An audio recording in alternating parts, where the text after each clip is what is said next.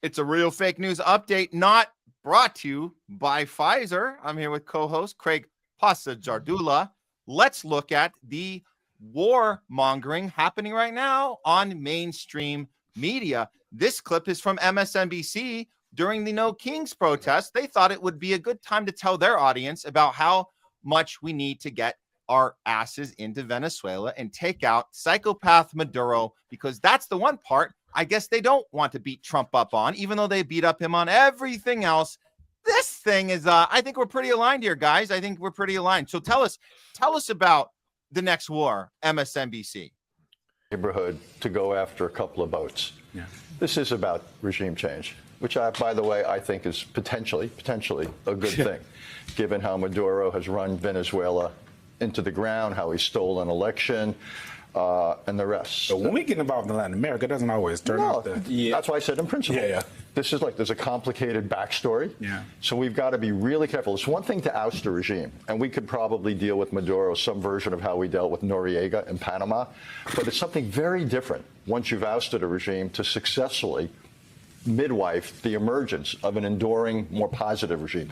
Lots of things have to happen politically, economically. A lot of signals have to be sent. A lot of preparations have to be made. I would argue it also ought not to be done unilaterally. We ought to try to find others in the hemisphere to work with us.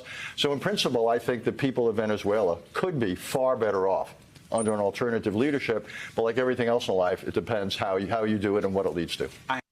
And thank you for educating MSNBC's audience. They really needed to know that complicated backstory. So we're making sure we're manufacturing consent of the, I guess it was supposed to be the liberal audience, right? But we know better. We know that they're all for war, and that's your giveaway. They're not criticizing Trump on this. You think they would, because that's their favorite thing to do. Why not throw Venezuela into the mix? No, not so much there. You think MSNBC is the only culprit of this, and that was a one-off? Think again. How about 60 Minutes this past weekend? Check it out. I got it written down. Can go, according to a lot of the people that we spoke to. Okay, so let me finish it. Yeah, we're gonna get to it. So what he's saying is these are the three ways. This is the blueprint, right? This is getting everybody saying, what are the three outcomes we can possibly have? And this is a sales technique, by the way, guys. Listen to this. This is a sales technique. You give your customer. The customer is the viewer, the user, right? The user of the drug. The drug is the fear porn, right? The fear porn is the drug.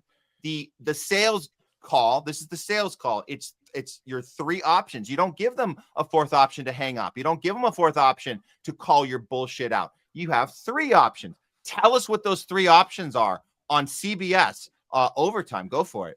There's three ways this can go, according to a lot of the people that we spoke to, which is he packs his bags and leaves, or he's picked up. There's this big bounty for his arrest, so he could be picked up. That's number two. Or he can meet his maker. It's not a question of if, but a question of when. And there it is. There it is. Thank you, 60 Minutes, for your due diligence. Overtime. Yeah. Good job. We can trust your reporting all the time when it comes to the big bad war machine. You guys are always challenging it. I'm being facetious. Let's get this off the screen. Pasta, go for it. How coordinated is this now? This is seems like a coordinated effort now on all the networks. You know, you were talking about MSNBC too as well, how warmongering they've gotten, right? They've had ex-CIA and current CIA personnel there, you know, James Clapper, Brennan on their show, giving them shows. Now here comes a guy from the Council of Foreign Relations, right? It's like they don't even care, right in your face. Where's the guy from the Atlantic Council? What's surprising is how a lot of people feel that those people that are on the set with them are still considered left without pushing back. This is crazy. Right. You know what I'm saying? And this is something that Karl Rove, you know, who worked for the George Bush administration and talked about when it came to foreign policy, that he would be able to find a way that all the leftists in, Congress would still be voting for war, you know what I'm saying, and pushing war. And they are there now. They're pro-war. It's a pro-war left. And it's crazy. And the word they use, the language is so crazy. They always refer to Maduro as a dictator, a fraudulent election. This is why Venezuela should have had us at those elections. I'm still upset of them for not bringing us there. My friend Gloria Guillo, who I work with, who does uncontrolled opposition with Jeremy Kuzmarov, Yes, friends of the show, she went and stuff. But it's the same blueprint. Shit on their elections. Delegitimize them. Therefore you can say it's not an elected leader. It's a dictator. He has human rights abuses. He's ruined the country. Therefore, you're manufacturing consent to go and remove him. It's the same playbook over and over again. And that's coupled with, Matt, what we're doing over there, when I say the chickens are going to come home, the roost, the Operation George Floyd that Miriam wrote about. These are all CIA plans. They've been doing it for quite some time in Latin America, supporting oppositions, murder death groups. And now they're rising up. They're lifting up the image of the opposition. They gave MCM, right? Maria Corina Machado, the opposition, the Nobel Peace Prize, for crying out loud. I don't know why, Matt, but how they explained it, that everything is in play. You see what's going on. They talked about a possibility of a false flag that would drag us in the war. But I said it before and I'll say it again. If we go into Venezuela and we try to remove the government there, it's going to be worse than what happened in Vietnam. Okay? They have armed militias all over the countries. This happened under Hugo Chavez, the Chavistas. When they took over, they had kidnapped him at one point. They had to release him shortly after because the country was going crazy. They might have started hunging some of the elite, the bourgeoisie over there, right? The ruling class over there. So they released him right away. And now there are sergeant-at-arms and all these villages. They will take to the jungle. They will take to the streets. They will take to the Amazon. They will take to the water. It will not be a rollover. And I think the United States government knows that. The Western elites know that. And I've said this before. It doesn't make a difference who wins the war. It doesn't make a difference who loses the war. Matt, all that makes the difference is the fact that we have the war, because then there's money to be made. yes.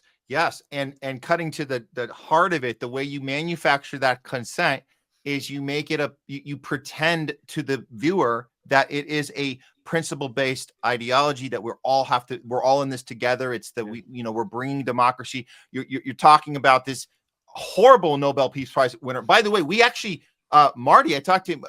He reminded me when we did our film Tupamato, which is actually on Amazon Prime. You guys can go check that out. It's called Tupamato, Urban Guerrillas, award-winning film we made with Ed Asner, the late great Ed Asner, a few years back, covering this transition to the Maduro presidency and how these vigilante groups that work for the people, on behalf of the people, that are paid through these kind of little money, secret money launderings through the Chavez and then Maduro government, they're able to do the job the police doesn't do. These are the people that are there on the ground right now. They're going to fight to the bitter end. And there's many of them ready to go. But the reason that I brought that up is because this piece of crap Nobel Peace Prize winner, we interviewed her during the film, and she was lying to us on camera, lying to us about how the Tupamaros were hated by the people and they were trying to get rid of them. And Maria Corina Machado? Yes, we interviewed her. That's awesome. She's I want to see that video. Put a link to the video. I'll put the link to the video. If you guys go to Amazon Prime right now, you can type in Tupamato. It comes right up. It's I should spell it out for you guys. Here we go. I'm gonna spell it out for you guys. Yeah, so she is in the film lying to us about how the people are trying to revolt against Chavez and Maduro. And she was very rude. Marty said what she did was she was like slapping him while we're trying to put like the mic on her, like horrible stuff, just being a complete horrible person. I'm telling you guys this because that's important to know the people off camera too. And so we're telling you this. She's not someone to be trusted, but she's going around doing the rounds. She's going around on Eric Trump's podcast. She's saying 90% of Venezuelans right now want the U.S. to come in and overthrow Maduro. That's what she's saying. That is a lie. It's a bald-faced lie.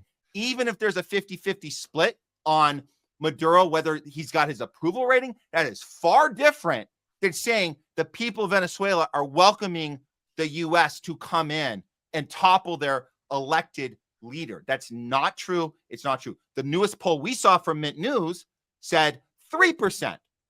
3%. And that is not a skewed number. That is an actual number. 3% of the people want U.S. intervention. So she's lying. She's lying. She's lying. Let me finish putting this. That's something that's never like in the high numbers. And that's a country where there's a strong opposition, a lot of people that do not like the government, right? It's very divided right there, but all these other countries I went to, Nicaragua, Peru, Colombia, Brazil, you know what I'm saying? It's like, they're like, the one thing we don't want is your country coming involved. We want our national sovereignty. We want the right to pick what's going on with our leaders and our goods and services. And that's the thing. If the United States wouldn't get themselves involved as much, they'd have more results for the right wing that they want. You know what I'm saying? They'd be a bigger a group, but they actually turn the citizens against the opposition that's being funded by the United States. Yeah. Tupamaro. You guys go see it. We were in their houses. We understood the desperation they got to when you have this element of this American imperialism machine that they're designed to topple a society that has been given free oil or been given these social services. It's designed to topple them. They created 4 million refugees just in the time span of 2015. When we were finishing the film from 2015 to 2017, we had our debut at the Beverly Hills Film Festival. We won the whole festival, by the way. This movie won the entire top prize at the Beverly Hills Film Festival 2017. Just in that two-year period, there were 4 million refugees we created from Venezuela, from Caracas. Yeah. So that's not stopped ever since. And every administration, previously from Bush to Obama, to Trump 1, to Biden, to Trump 2. They all want to take out Chavez or Maduro because your crime you're committing is free oil. That's the crime. So go check this film out, guys, and watch it. And we covered, honestly, this isn't like they're the greatest stand-up people. They're very corrupt too. Like I said, there was this scheme where Chavez and Maduro are paying them through these secret tunnels and then pretending they don't know who they are. So there's a lot of shady shit, but people get desperate when their society around them becomes desperate. They do desperate things.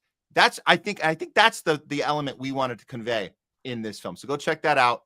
And when we can start looking with critical thinking skills, we see an article like this, Craig, and I think you and I can understand what AP is saying here. Yeah. But I think if you fall for the bullshit on 60 Minutes or MSNBC, that this is our duty as the good guys to stop Maduro, you're going to read this differently. So imagine this. I'm going to do a lesson for the audience.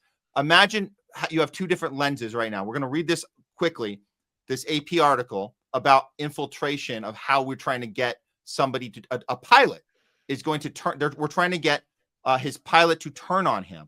So let's look at it from both lenses. One from the lens of we are creating this so we can steal oil and manufacture war, right? Or from the lens that they told you on 60 Minutes and on MSNBC, where they're telling you that we have to stop this guy because the people want it stopped, and there's only 3 ways this can end. So, as AP reports, the U.S. was trying to lure his pilot, Maduro's pilot, into betraying the leader. A federal agent gave a pitch to Maduro's chief pilot. All he had to do was divert the president's plan to a place that the U.S. authorities could nab Maduro. That's all he had to do. You're the pilot. You just have to turn the plane to a different location. In exchange, the agent told the pilot he would be made a very rich man. Okay. Well, the conversation was tense. The pilot left non-committal, though he provided the agent. The agent's name was Lopez. Gave him a cell number. A sign he might be interested. So then over the next 16 months, he tried to have a little back and forth. Now, that's funny because 16 months sounds like that went earlier into the Biden administration. That's correct. This is not independently a Trump issue. This is the U.S. government in general, no matter what administration is in charge, is doing this. So just be clear about that. This isn't King Trump. This is King America, King imperialism. That's what this is. Here's just an excerpt of the texting back and forth. Where are you headed? The agent put. Who is this? he didn't know. He forgot. Maybe he gave him the number. Lopez pressed about what they discussed about the making him a lot of money, and then he called him a coward. We Venezuelans are cut from a different cloth. This is what the pilot wrote back to him. The last thing we are is traitors.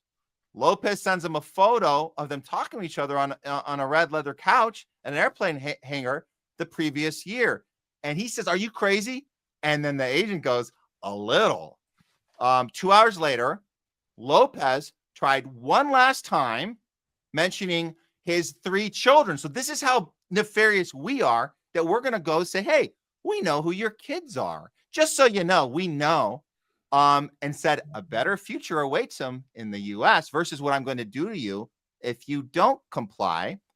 And he says the last thing he texts him is the window for the decision is closing shortly before the pilot blocks the number and says, soon it will be too late. And I guess that number got blocked.